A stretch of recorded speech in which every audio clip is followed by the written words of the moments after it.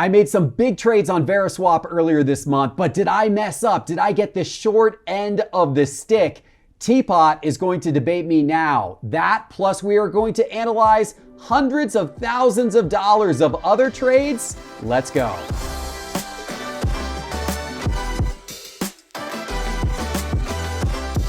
Hello, sports card investors, and welcome to another Trade Talk by Veriswap. And Teapot, are you ready today to tell me if I made a good trade deal or if I made a bad trade deal? I am always ready to tell you you made a bad trade deal. You are. But I'm not going to tell you what side of this first trade I was on. Okay. So we're going to get your honest opinion. Let's start with the first trade. Let's hear from Raymond, the founder of Veriswap, who's going to introduce the first trade for us. We have Jalen Hurts downtown in PSA 9 on side A. On side B, we have an Alvarez, an Ohtani Topps Chrome, and a Freddie Freeman X Factor PSA Okay, 10. Teapot, so you don't know which cards were mine. Out. We didn't let you hear anything from Raymond or hear anything from me. This trade on one side had a Jalen Hurts rookie downtown PSA 9. On the other side, some really nice baseball cards plus a little bit of cash. What side do you like better here and why? Normally I jump right in with which side I like better, but I want to set this one up since it was yours and do a little investigation here. I have a sense I know which side of this was yours just based on how I know you. But I like both sides of this trade, to be totally honest. And the reason why is, to me, Hurts as well as the other three players on the other side, both pretty exciting right now. Baseball just went past the All-Star game.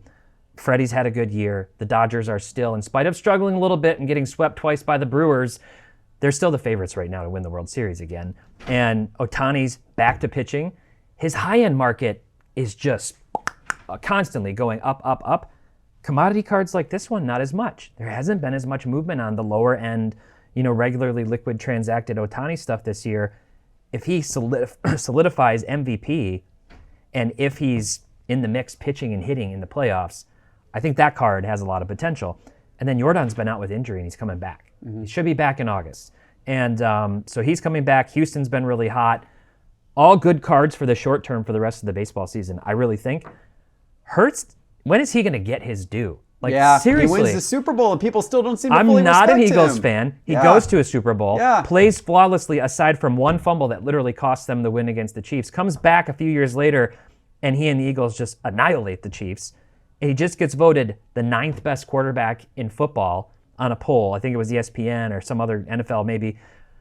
I think you got the Hurts, and I like the Hurts as the best card in this trade.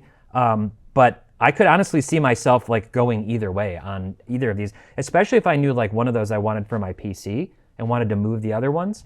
I don't think there's a loser here. I didn't get the Hurts. Wow. I traded away the Hurts. Okay. It was all right. the Freddie Freeman X Factor PSA 10 that I thought was the coolest card. I love Freddie Freeman. Such a good card. It's a great card. It's very low population in a PSA 10. It's a good looking card. Getting the Freddie Freeman, getting the Ohtani, getting the Jordan Alvarez, and getting some cash as well on top of it. Yeah. I felt like that was a nice haul with all of those big names. I love Jalen Hurts, and that's a cool downtown card, but I felt like it was a lot of fun. By the way, the guy who I did that trade with also got a giveaway. He won a giveaway. We do those every Trade Night Live. And speaking of giveaways, we've got a giveaway for one lucky person watching today's show. Raymond, the founder of Veriswap, is going to give away a 2006 Finest Blue Refractor Tom Brady BGS 9. This is an incredible card. Here's how you enter the giveaway. First of all, you have to have Veriswap. If you don't have Veriswap, download the Veriswap app right now or go to Veriswap.com. Use promo code SCI when you sign up because that's going to give you free credits on Veriswap. Then, once you're on Veriswap, what you need to do is you need to search for this card, the 2006 Finest Blue Refractors Tom Brady. Search for that card, put in a $10 cash offer on that card. Offer to trade the card for $10 cash. Raymond is going to pick one person who puts in a $10 cash offer. He's going to do the deal with you, and he'll even refund your $10. So you won't pay anything, but you'll get the card for free. That is the offer right now. Take advantage of that giveaway. But we've got more trades to talk about, so let's hear the next one. Up next at $82,000, we have a vintage for hockey trade. On side A, we have a mix of Jordan, we have a nice Mantle rookie, Hank Aaron, T206 Cobb. On side B, we have an Ovechkin patch auto, and we have a McDavid, the Cup patch auto in PSA 9. Wow, Teapot. This is a massive, massive trade. So 2 huge, huge hockey cards, big time hockey cards, but being traded for 2 incredible Michael Jordan rookie cards. Some will debate if those are his rookies or not. And then some unbelievable vintage baseball. Teapot, what side of this are you on? This trade's crazy. I think I'm going to go with the hockey. Okay. Because I think those cards are, I don't want to say they're not cooler. They're totally different eras. Yeah. These are 2 all-time greats. Ovechkin just, broke a record that most thought was impossible to break. McDavid's, considered the second coming of Wayne Gretzky. So it's just 2 different stories here. It's an interesting trade too, because a lot of times hockey collectors are like diehard into hockey and not necessarily into a lot of other stuff. Exactly. Our friend Jeremy Lee is an exception to that. He collects a lot of stuff. I could see him maneuvering for a trade like this and working within his collection to move pieces like this. But it's almost like incomparable. You're just comparing apples to oranges here. Both sides got some absolutely incredible iconic cards. None of these can you go wrong with, in my opinion, both now or long term. The hockey just stands out to me as a little more rare, as like a little bit tougher to track down, and for that reason, I'm going to go with the hockey side. But I'm sure both sides were really happy with this. I am going to also go with the hockey side. Here's why. Just recently did a video on the Jeff Wilson Show channel, caused quite a bit of controversy, where I talked about the fact that generally lower grade cards don't appreciate in the market as much as higher grade cards. And the more scarce stuff, the more rare stuff, the more iconic stuff, the higher grade stuff tends to do better overall. So you're talking about 2 Jordans here that are PSA 8s. Those have not held up as well in the market at all over the last several years compared to like the PSA 9 and PSA 10 86 Fleer Jordans. Yeah, the sticker's a 9. And then, the sticker is a 9. Yeah, even so, the 9s, versus the 10s haven't appreciated nearly as much. Yeah, the other card's an 8, you're right. Yeah. And the vintage is obviously lower grade vintage. Now, of course, high grade vintage is very expensive. Yeah, you had like one higher grade in here, yeah. But when you look at something like that McDavid, that's McDavid, one of his very, very best cards of all time in a PSA 9. That one's pretty nice. The Ovechkin, also a very, very nice card back during an era where there weren't a lot of RPAs and, those types of cards produced. So I think long term, the hockey cards probably actually do better here. Now, McDavid does probably need to go win a championship here. He's made it to 2 in a row. Very close. Stupid Twice Panthers. in a row. Very close. But if he can get over the hump and win a title or 2, it's going to be great for his card market. And I think those 2 cards actually out of this bunch would be the ones to hold. Yeah. You can't really go wrong either way here, but I think we are on the same page. That's a fun trade. We got a lot of other fun ones. Let's hear about the next one. On side A, we have one of my favorite Kobe rookies, a Kobe Finest PSA 10, extremely low pop. On side B, we have a Mahomes rookie auto, a Wemby Blue Shimmer PSA 10, an SGA Contenders, and an Ohtani Blue. How do you guys feel about this one? All right, Teapot, I love this trade because it involves some of the biggest names in collecting, from Kobe to Ohtani to guys who have been super hot in the moment like Shai Gilgeous-Alexander and Victor Wembanyama. And of course, your guy, Patrick Mahomes. Teapot, what side of this? Actually, I don't know what side of this one you're going to be on, because I know you probably love that Kobe card, but at the same time, Patrick Mahomes, Ohtani, what side? What are you thinking here? I love all these cards. Yeah. I love all these players. I'm going with the Kobe. Okay. I let my PSA 8 go a few years ago, doing some PC stuff, and as part of our move here and everything, and I'm going to get one back, eventually, into my collection, and that's just one of my favorite cards of all time. It's anchored to my core memories and my nostalgia for the hobby of being a child and just Kobe and AI and all those players in that 96 draft class. And that is like possibly the best card from that year in existence, in my opinion. The ones on the other side, I would love to have any of those in my collection, not to that level. Mm-hmm. And so in this case, I would go with the Kobe, but the other side's I really like all the players in this trade. All the cards in this are great. I am big time on the Kobe for 2 reasons. First of all, that's one of my favorite cards in my collection. I own that exact card. I own the PSA 10 of the Refractor. I own that exact card. We showed it off recently when we did my collection tour on the Sports Card Investor channel.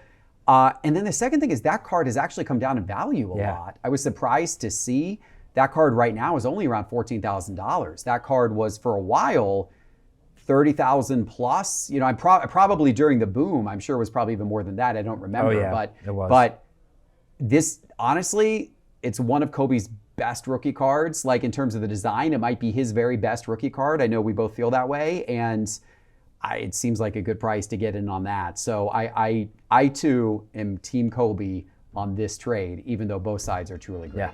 All right, we got some more good ones. What's next? Up next at 45,000, on side A, we have a Jordan Star rookie in BTS 6. On side B, we have a Halliburton Flawless RPA, a Curry Topps Chrome in 8.5, and $10,900 in cash. All right, we got a big one here, Teapot. We got Jordan, the card that many consider to be his true rookie, the 84 Star, but up against Steph Curry, up against Tyrese Halliburton, one of the hottest cards from this past season, and $10,900 in cash on top of that. What side do you like? I like the one with the Steph and the Halliburton Okay. and the cash. You know, Steph's rookie card, the tops in particular, is somewhat polarizing. People either love it or hate it. I actually really love it. I like it. I To love me, it too. It is like baby-faced Yep. assassin who came into the league, who lit the world on fire in March Madness and Yep. just kept it rolling, including his ankle in early years. But yeah, I like that side. The one piece in it, I'm really glad it's a Halliburton Flawless card, Flawless RPA, and not an NT. That may have shifted things for me in this case, but if you're going to have that Halliburton card, you're probably going to be holding it for a while, hoping he comes back stronger than ever and, you know, back to championship caliber and playing clutch and everything. That was a pretty special run. It was a very special that the Pacers went on. Yeah. I don't know if they can repeat that, like, even if he comes back. It's just tough to do, and they're not historically a franchise that you think of like as being dynastic. So the Jordan's the safest card in this mix, I believe, although, you know, the Stars, they have issues. There's not, you know, there's the grades, I think, move a little lower down than the 86, you know, Fleer in terms of like when you're looking at a 6.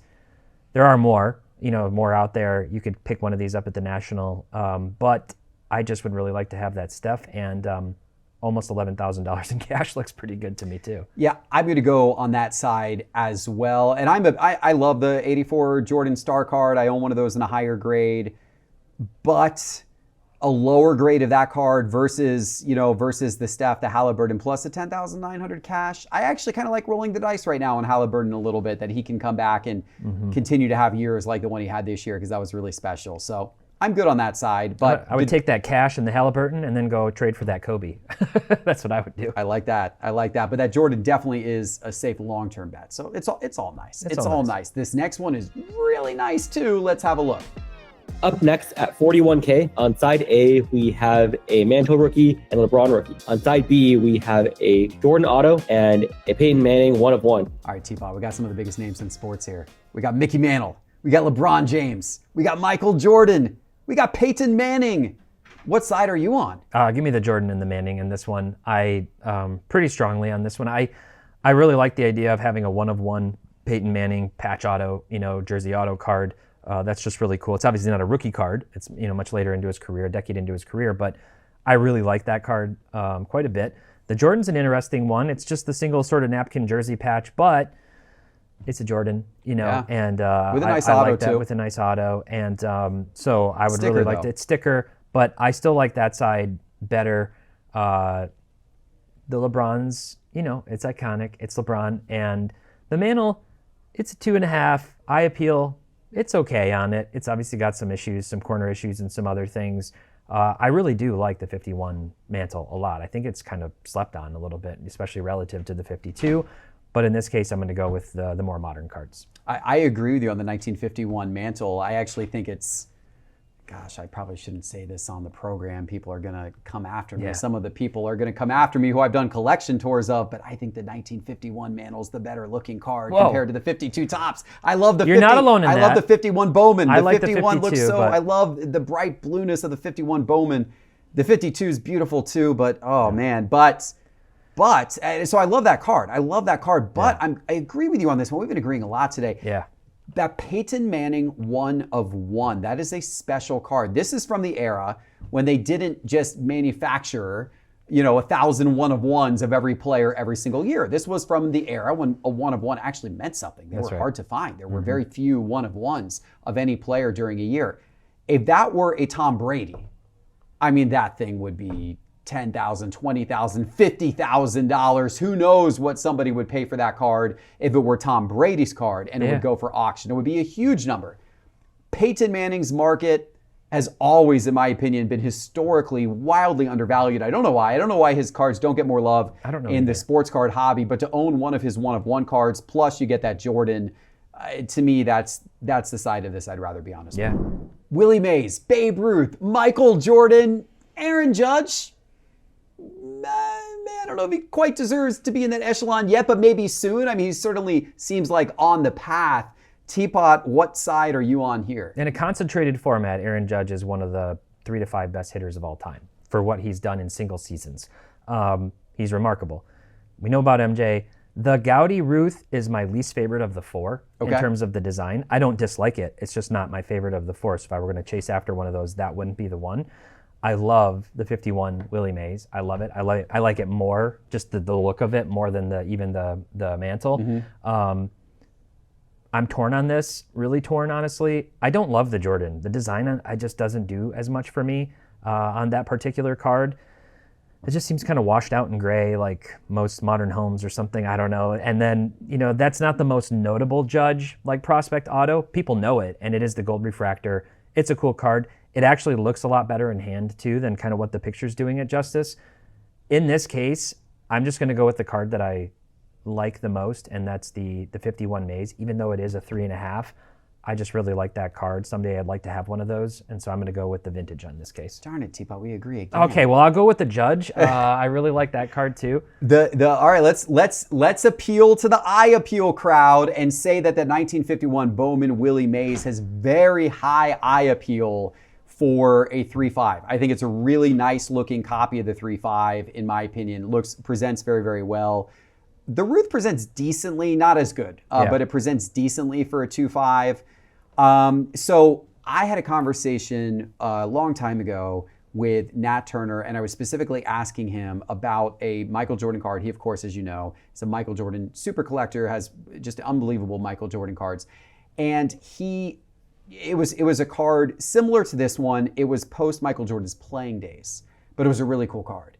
And Nat Turner told me that he really doesn't focus on Michael Jordan cards post his playing days. Like that's not a big... Playing days is a big debate. It's like the playing days cards, in Nat's opinion, are where it's at.